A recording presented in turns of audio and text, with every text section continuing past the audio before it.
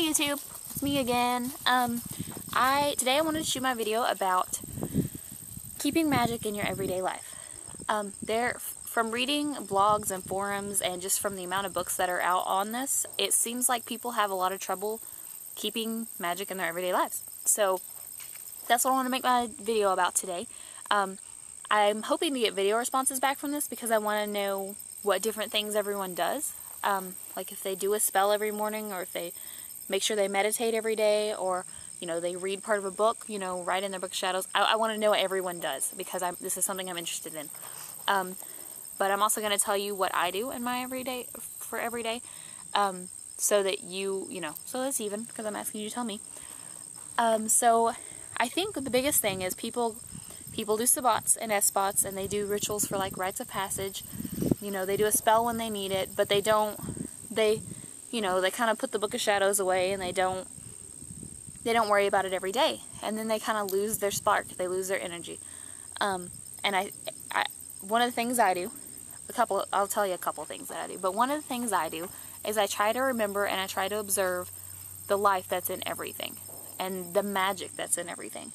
Because that's the biggest thing to me. If you realize that it's not just you making magic, that it is around you all the time, you can't, you can't forget that. If you forget that, then you're forgetting a huge part of yourself, and you're gonna lose out on a lot. Because to me, my personal opinion, like when I don't observe it in everyday life, if I get caught up in the hullabaloo of everyday life, like Charming Pixie Flora said, then I get depressed. Like I really do. I'll get caught up in, I have to go to work, I have to do my, I have to pay my bills, I have to go shopping for groceries, I get caught up in stuff like that, and I forget, I forget that there's meaning to everything I'm doing. So I'm sitting there going, oh, I hate doing this, so I take the meaning out of it when I think I don't want to do this, So I try to remember the spirit and everything.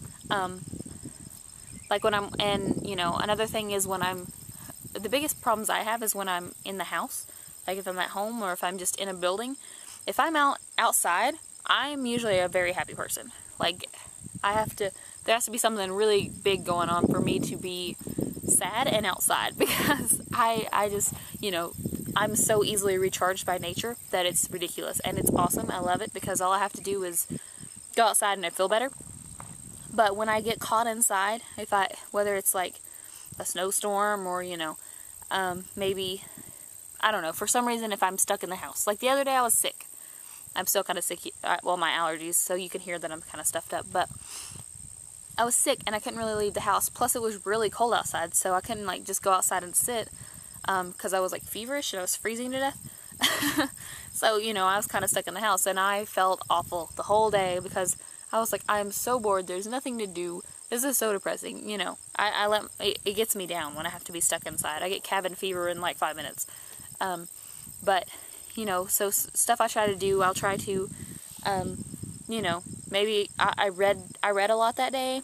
I'll try to, when I'm making food, that's a big thing. If I'm making food, I try to, energize it. I put the energy into it, and I make it something that's healing for my body. Cooking is just kind of a fun thing to do because, you get to throw all the spices in, and you get to make this cool concoction, and, it's just kind of magical in itself, cooking is. So cooking is a big thing. You can energize that and make it magical for yourself. And, let's see, baths, you can take ritual baths, or you can just, even if you don't have herbs and oils and salts and stuff to throw in it, you can take a bath and you can just envision everything the water purifying you. You can take the most mundane actions and make them magical. So that's something I try to do. I try to infuse magic in little things. But another big thing I do is I do something meditative. I don't really sit down and meditate anymore. I used to do that and had extremely awesome results. But that was when I was in college and I had a structured schedule when I wasn't working. I went to college for a year without working, and then I went to college with working, and then I was just working for a while. So I had a structured schedule. I would have to get up. My first class of the day was Kimpo Jitsu, so I went to I went to Kempo, you know, it's a martial arts, so I was doing some martial arts. Then I would come back to my dorm room, and I had like an hour and a half before I had to go to math. So I would sit down and meditate. Sometimes I would just meditate by myself. Sometimes I would meditate with music. Sometimes I would meditate on an object. Whatever it was, I made sure I meditated for at least 20 minutes. And I had extremely awesome results out of that. But when I got to the point where I didn't have that time and that structured, there are a few things that I love to have structure in. School and work are two things I like to have structure in, because then everything else I could just kind of do whatever I want with it.